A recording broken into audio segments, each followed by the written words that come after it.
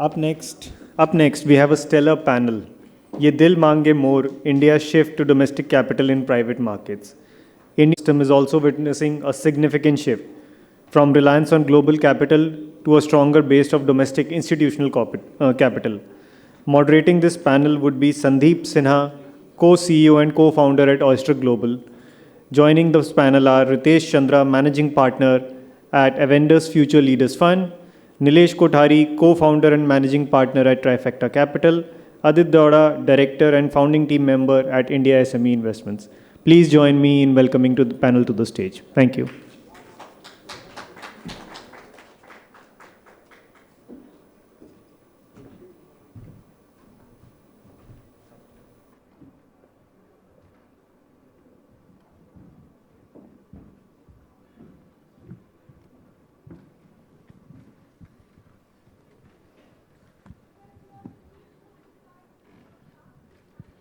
Good evening. Good evening, everyone. We have a small group here, so let's make best use of that and keep it more as an intimate conversation.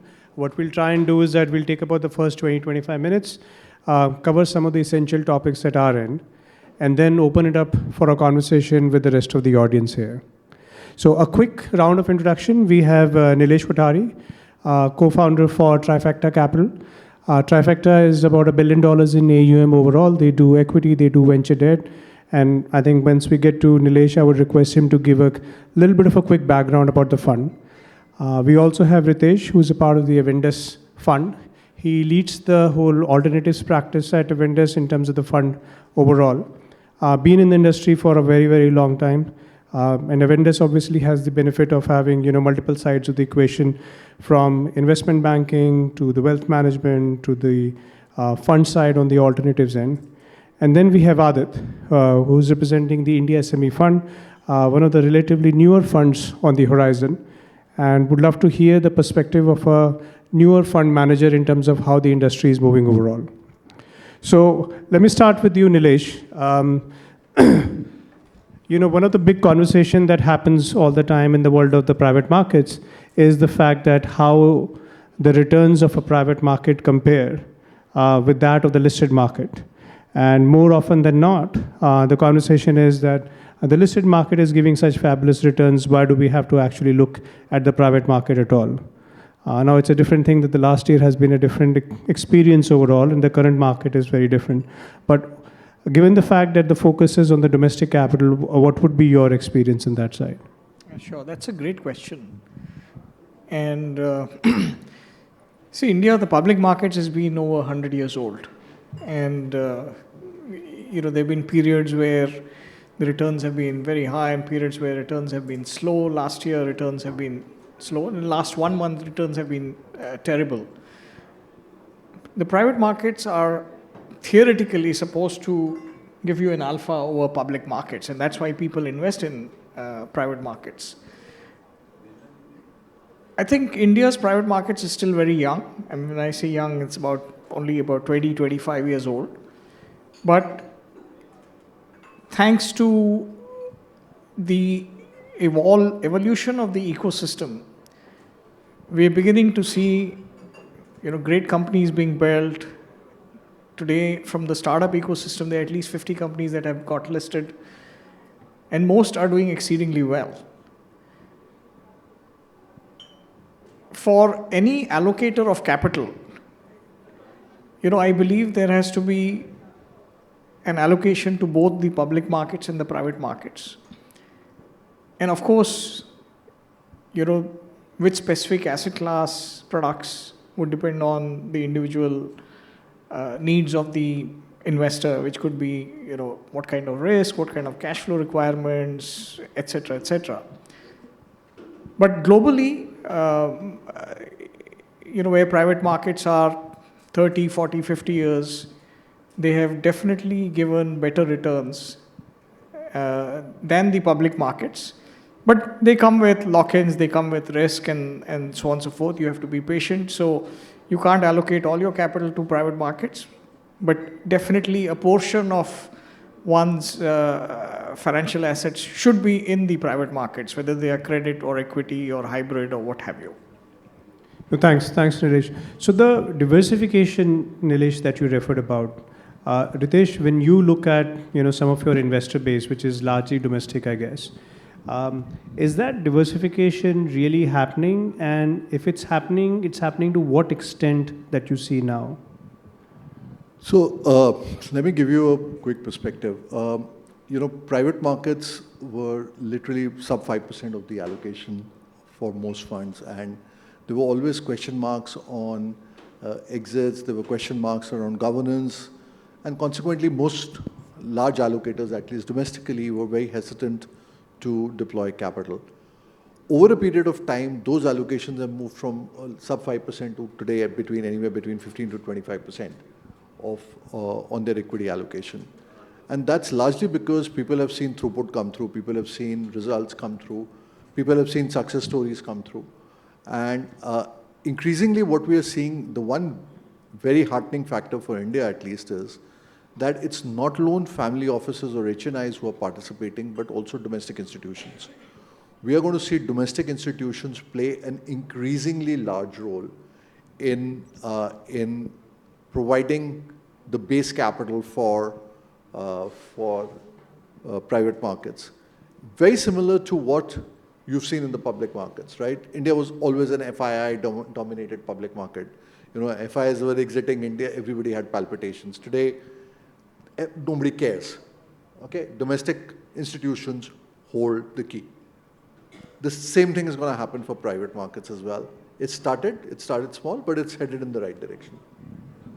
No, great. And I think one of the challenges that we often talk about is we're talking about India as the third largest entrepreneurial ecosystem in the world, but more than about 80% capital in the private market or the entrepreneurial ecosystem is still foreign capital. And I think that's a risk that we foresee because, end of the day, we need to own our own assets. Adit, you run the fund India SME, where a whole lot of participation of investors is actually from even tier 2, tier 3 towns. So the fact that, this investor base is not as aware of what's happening on the entrepreneurial ecosystem, what is attracting these people to kind of invest with your fund? So typically, I'll just summarize the genesis of India SME investments, and that will set the context. So if you look at the entire data point, 70% of the capital is attracted in the top 3 or 4 tier 1 cities, which is, your Bombay, Delhi, Calcutta, and Bangalore.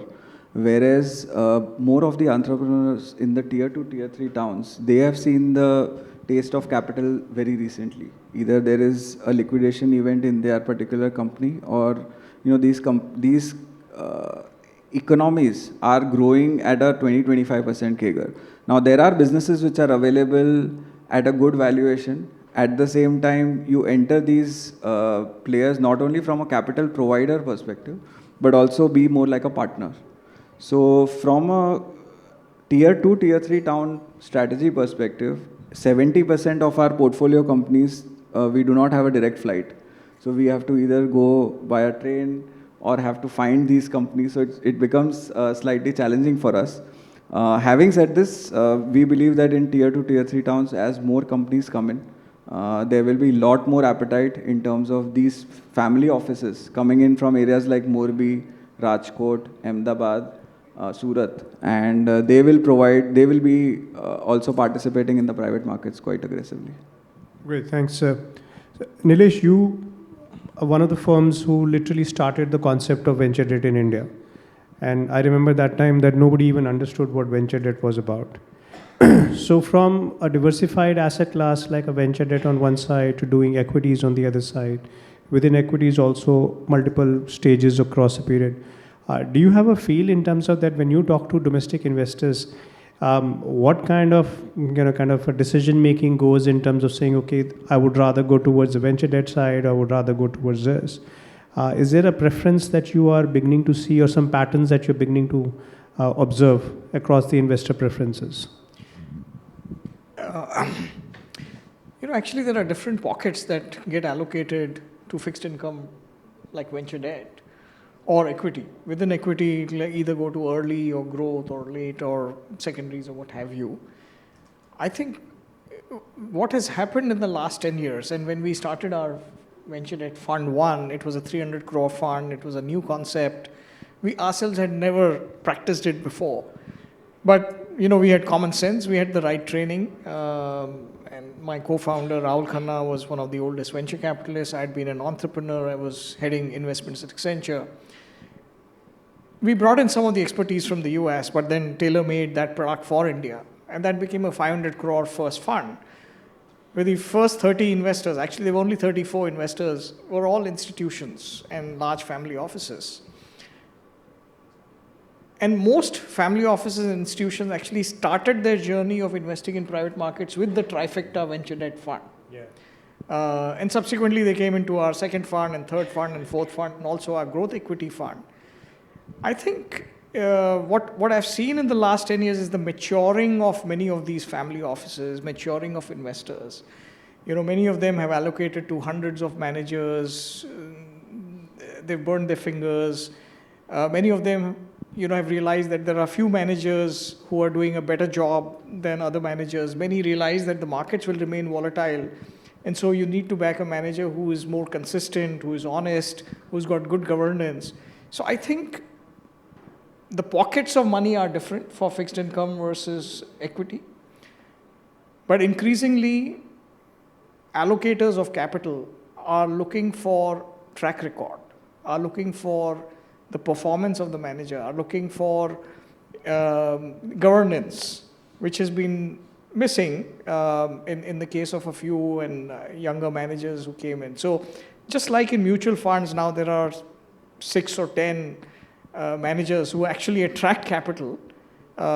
Within the private markets also, we're now seeing about 10, 15 managers who attract most of the capital. And the capital flows to them, subject of course to their being able to demonstrate that if there's a new strategy like an equity fund, they have the right expertise and team to deliver on it. Right, and I think it's interesting that we talk about the whole maturity of the family offices as well, because there was a time sometime back when I was having some of these conversations where few of the family offices were coming forward and saying that, we genuinely want to be able to take risk and invest in these businesses. We are open to that. But, my initial takeaway was that the concept of risk was very, very different, because after 15 minutes, I realized that their risk taking meant principal to वैसा का वैसा रहेगा, returns के ऊपर risk ले सकते हैं, right? So that's a very, very different headset. And Ritesh, you run a relatively mature stage fund. Are you seeing that there is a true appreciation of the risk element, and do people really understand it? Because you talk to a whole bunch of investors all the time. So the candid answer is no, still. Okay. Everybody thinks that they can do the deals better than anybody else. Everybody thinks that they know way out. And my favorite example is, I keep saying this to all my investors, guys. Private markets are like Abhimanyu's Chakravyuh. It's damn easy to get in. The temptation is damn strong. You need to know how to get out. And you read these headlines, see what happens is in private markets with HNIs and family offices, my friend in this social circle made 10x on this stock. It's like killed it. I also want to put money in private markets. That is one guy who's made on one investment at 10x. He's not telling you about the 10 other investments he's lost 10x on. Okay? But that's the nature of the beast, right? So you have to live with that. I think the larger family offices certainly today are more cognizant of their ability to get access to deals and their inability to exercise the right to exit. Okay? The smaller folks, the newbies, are still saying, "Arey yaar, ye to main bhi kar lunga," which is all the best. I think it's a learning curve, but certainly the larger family offices are certainly coming across. But and they're recognizing that you need to have a framework for getting out, because unfortunately, if you see, we've had a bull market from COVID till now. Okay. Private markets really started maturing, domestic private markets started maturing somewhere around, started coming to stream about 2018, 2019 types. And historically we've seen a bull market. People haven't seen a bear market yet. People don't know what can go wrong and how markets freeze. And the larger family offices get it, but it's still work in progress. Right. But Nilesh, given the fact that you have so many investors across the board, do you see this love for deals where especially like a co-investment opportunity and things like that, where a lot of people still want to be able to make that judgment call themselves, saying that, listen, you put X in the fund, but I want to be able to decide which co-investments, and is there a more excitement towards just the picking of the deal side? Oh, absolutely. I think increasingly as family offices are evolving, they have teams now in place, they're looking for direct investments. They source deals on their own, they do deals, and then of course they use us also as an origination engine.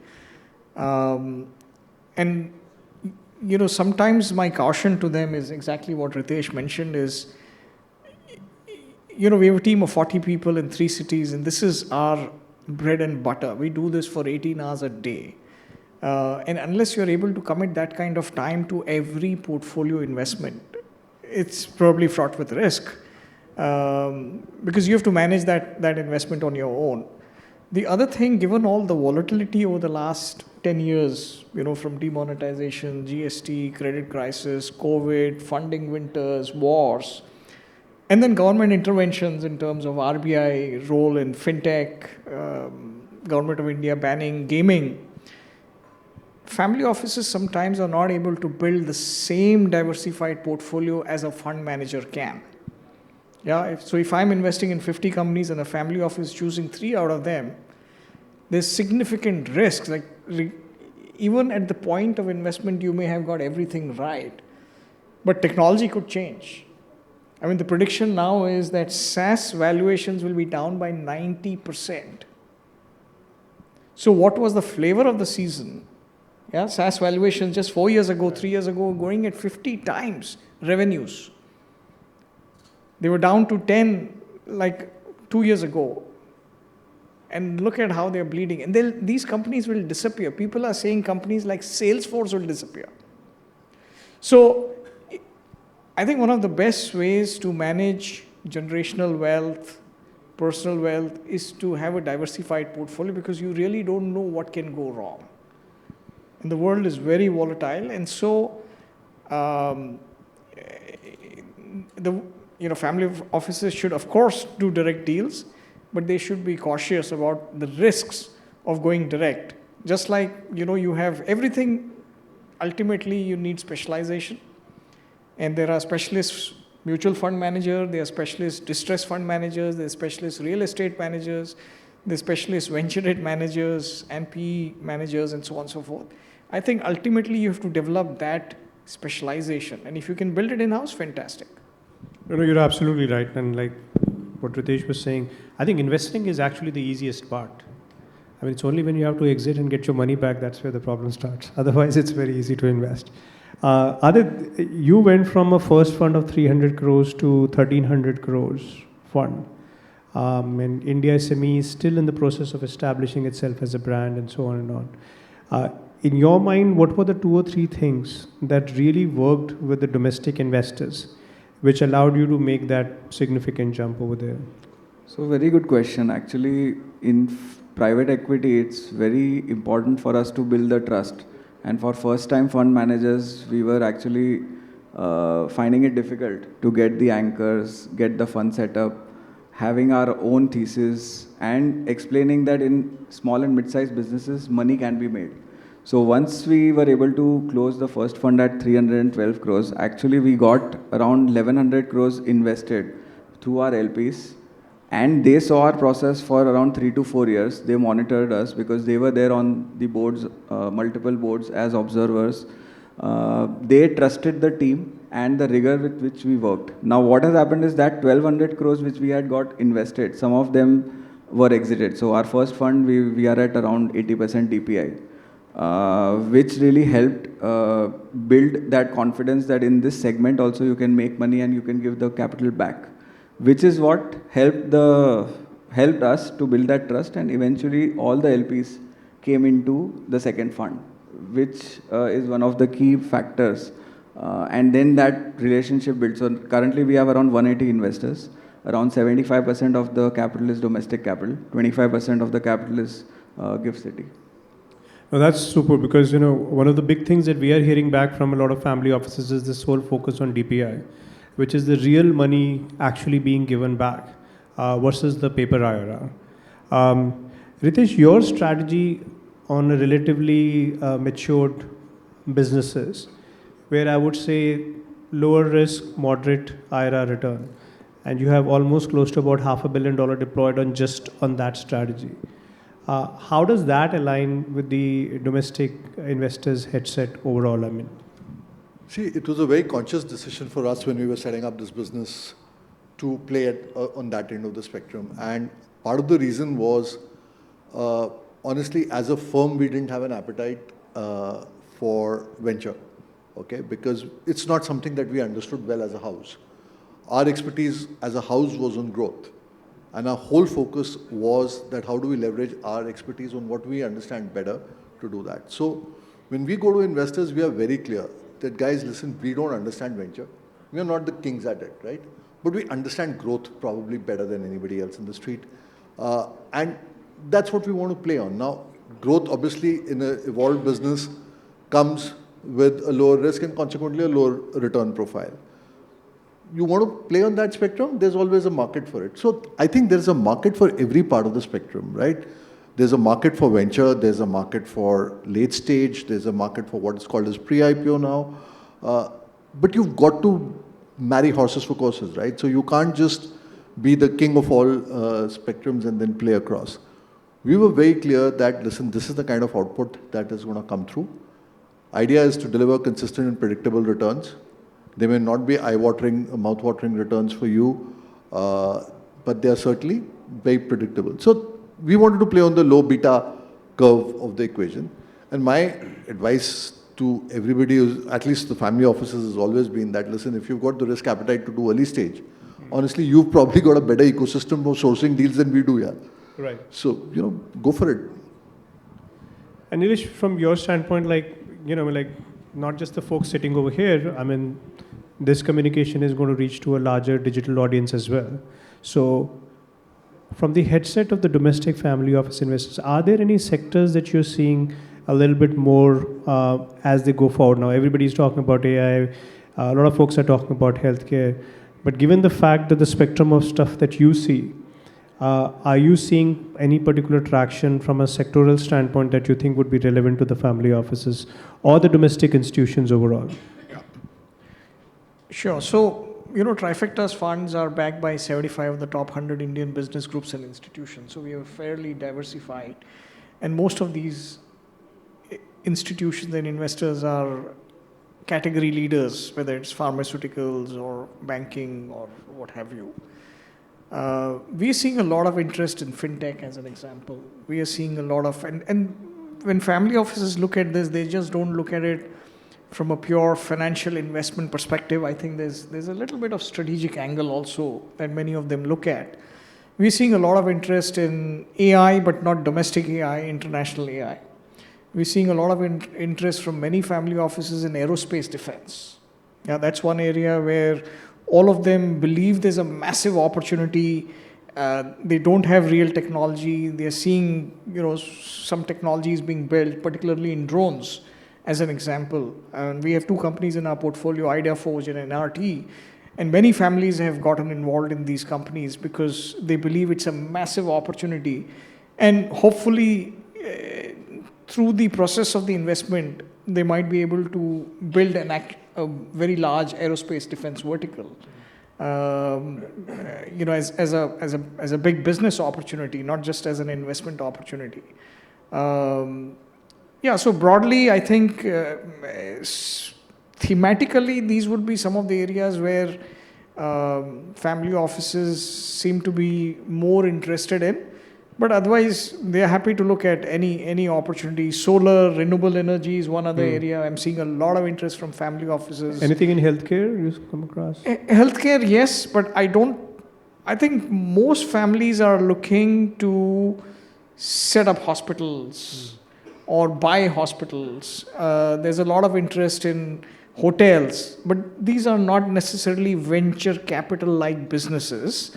Venture capital businesses tend to be technology-led, mostly services. But yeah, I mean, if Ritesh, you've seen healthcare, I wouldn't know. Yeah, I think we're seeing a lot of activity on the healthcare side because, especially in times of volatility, it's the go-to sector because it's a perennial business pretty much. But those are, if you ask me, those are more mature investors who are participating in that space. As Nilesh rightly pointed out, a lot of the investors do want to focus on these new emerging areas. So every conversation is around AI. Every conversation is around defense today, right? Yes, those are positions that every family office wants to take, all domestic investors want to take. But, last year, for example, last to last year, it was food delivery. Okay, food delivery was the flavor of the season at that time. So it happens, but in times of volatility, we've seen that people do migrate to the safer bets. Oh, give me a nice consumer company, give me a nice healthcare business, which is perennial, I'd like to invest there. So it's a mix of both, candidly. Right. And Adit, from your standpoint, because it's a very different segment altogether. So what we have observed is there's a lot of interest in the manufacturing side again. Now people want to get back to their core factories, capacity expansions are coming. Specifically, we've invested in one business which is in capital goods. These are transformer manufacturing business. So it's been an age-old industry, age-old sector, but this company is particularly focusing on high-speed railways. Now railways and renewables, these are the two other themes that will play out, and typically if you need high-speed railways, you need the infrastructure to support this. So this business is 400 crores in terms of revenue, close to 60-65% ROCE and 100 crores of PAT. So this is a investable business going to the public markets, ready for the public market. So we are seeing a lot of interest in manufacturing, railways, even on the supply chain side. So these are sectors which are coming up. Earlier, we were looking at fintechs maybe a couple of years back, and we've done some fintech investments. We are also looking at some products businesses in the financial services space.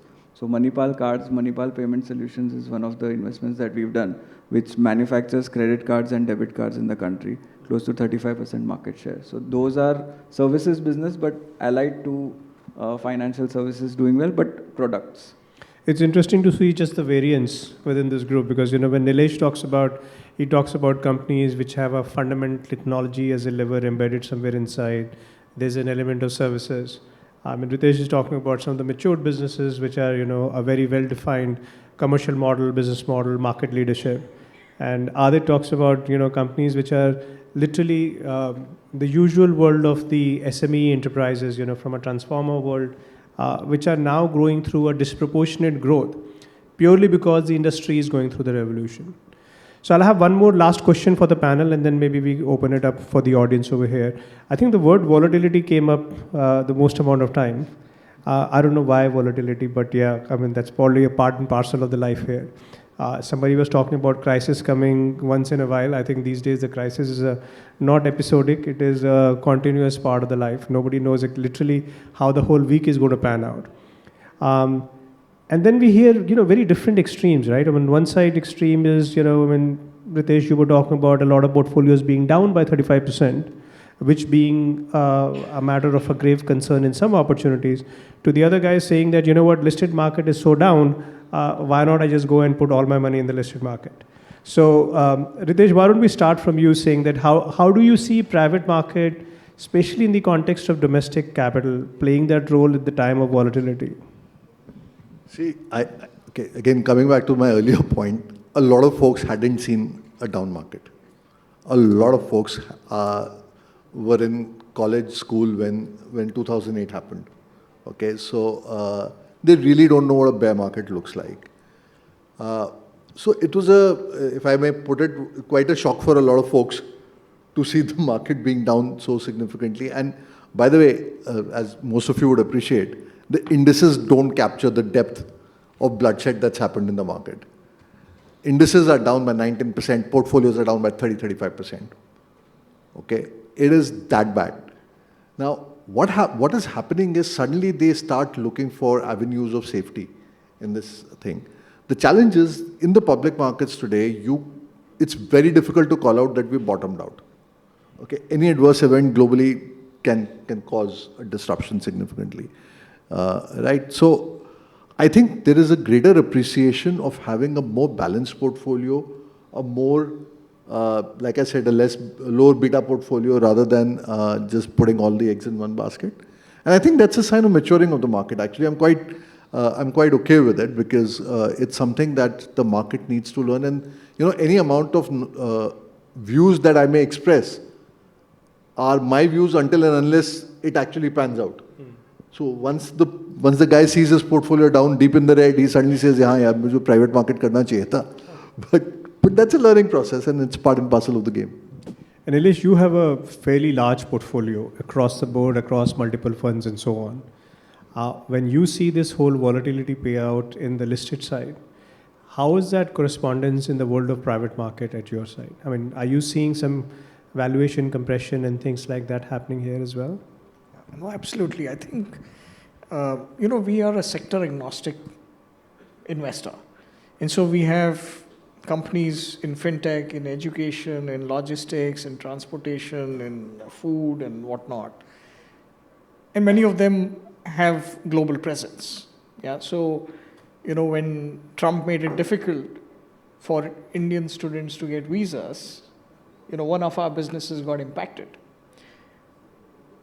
When AI is now causing millions of jobs to go away, we had a portfolio company which was financing these students, STEM students. And, the understanding was that it'll be a low delinquency business because STEM students get jobs quickly and they'll, prepay the debt. The fact is they're not getting jobs, they're having to come back. So one of the ways, we always knew that we need to build a diversified portfolio, but our conviction on building a diversified portfolio today is far, far greater than ever because we really don't know. There are things that we don't control. We don't control macros. We don't control what Trump will do or Putin will do or Xi will do or what have you. We can't control what the government of India will do. We can't control what will happen in Delhi tomorrow and supposing they ban alcohol. So we believe that one of the most important measures to manage all this volatility and all this uncertainty is to build a diversified portfolio. And so on a quarterly basis, we actually look at how well we are diversified, and if we are underrepresented in a few sectors, we will work hard to allocate more capital to those sectors so that we have a balanced portfolio.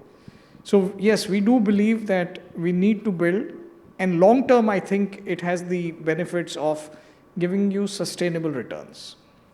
And Adit, from your standpoint, like when you look at the whole SME segment and your portfolio, which is in some sense a mirror image, how do you see the volatility difference between the two? So I think the point is well covered in terms of diversity. So as a strategy, we do not invest more than 27 to 30% in one particular sector. In one particular company, not more than 10%.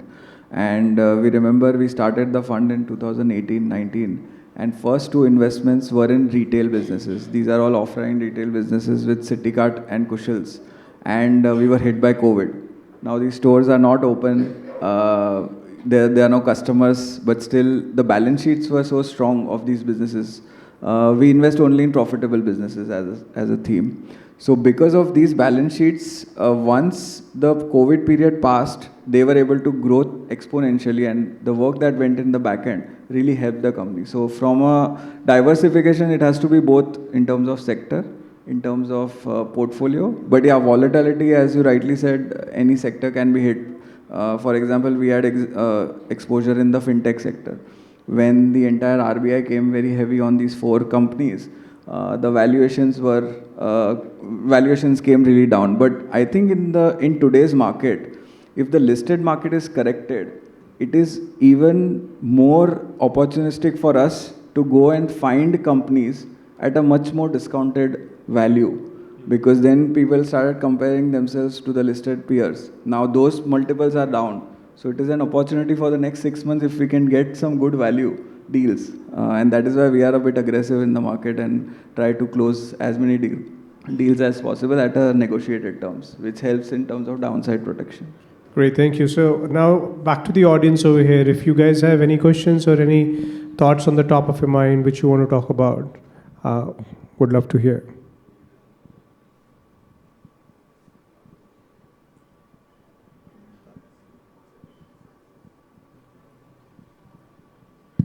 And if you can direct the question to someone on the panel. I think anyone can pick that up. My name is Sandro Stephen. I run a fund of my own. This is the first fund that we started off. One question that I have for anyone can pick this up. At the time of exit, which is a major criteria for a lot of LPs who also come in, what is one different thing probably you would have done, which is except, follow-on round or M&A or acquisition play, which is happening? Anything different that you've done than the usual that you see at the time of exit opportunity?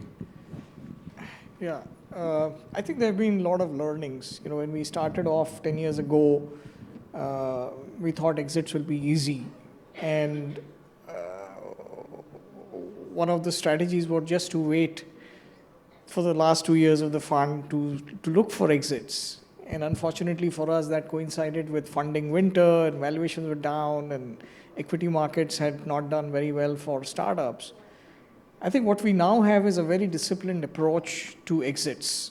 The moment we have hit our our investment returns, we start looking for exits right then. So we don't wait, for the last 2 years of fund life, because we all, manage funds and we have finite fund life. Also, the ecosystem has grown. Today, there are nearly 120 unicorns. They have become acquisitive. There are these large Indian corporates who have become acquisitive. So M&A, which was not such a popular thing 10 years ago, is now become very popular in the US. 70% of the exits happen through M&A. In India, it is still about 10-12%, but that is supposed to go up. So yes, from an exit perspective, one, we are more focused on exits now than we were before, because we know they are hard to come by and time may not be our friend. SEBI has also not made it easy, for us to extend funds and so on and so forth. So we are really time bound. And two, there are very interesting M&A opportunities that can be created. And there are these large families, Indian business groups, institutions, who are also eagerly looking to buy good companies. And they understand the value of some of these companies. Initially, they couldn't relate to the valuations, but today I think they understand that better. Does that answer your question? Yeah, and then there are secondary markets which have really opened up, right? There are a bunch of secondary funds as well. Okay, yeah. Go ahead. Hi, panelists. My name is Shaurya Mittal and I run an investment banking firm. So we work with both SMEs and startups. So my question is mostly towards Adit. And my question is that how do you really differentiate an SME from a startup, and then from an investment cycle perspective, how is it different to invest in an SME versus a startup? No, superb question. I think it gets a bit confusing when we keep using the word SME. So internally, we've kept a threshold, and there are multiple definitions from the RBI, from the MSME industry. According to us, companies which are above 100 crores in terms of revenue, these are all slightly evolved companies, early growth stage companies, and are profitable. This is our definition, and then it depends from sector to sector. So if it's a financial services play, we will look at companies which are above 500 crores of AUM. If it's a early stage startup consumer business, then we can even go down to 70-75 crores of revenue. Our fundamental thought process is it has to be EBITDA positive and cash flow positive. We do not invest in cash burning businesses. So that is the definition that internally as a discipline we try to inculcate that within the team as well. Thank you. We are approaching the end of the session, but if there is any last question or something, happy to take that.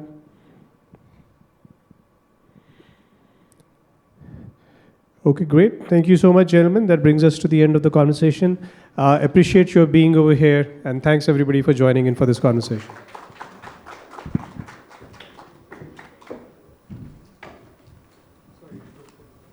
Thank you, panelists, for such a great session.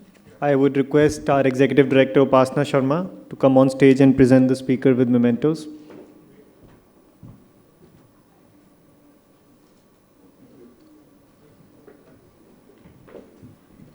Can we have a round of applause, ladies and gentlemen, for the panel?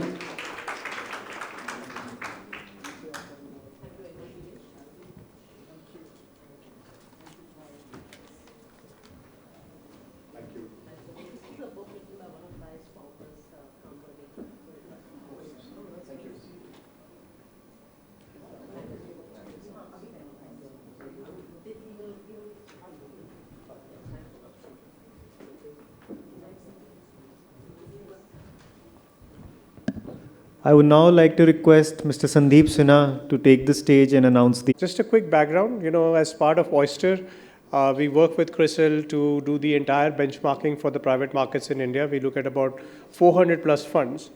And one of the initiatives that we recognized last year was to say that there are some funds which are in the early part of their journey, which are yet to do their third fund. So we wanted to kind of put together a special award of recognition for funds in their relatively earlier journey who are doing absolutely outstanding work. So this is a GP Spotlight Award, which for this year is being given to the India SME Fund. And we have Adit over here to receive it on behalf of the team.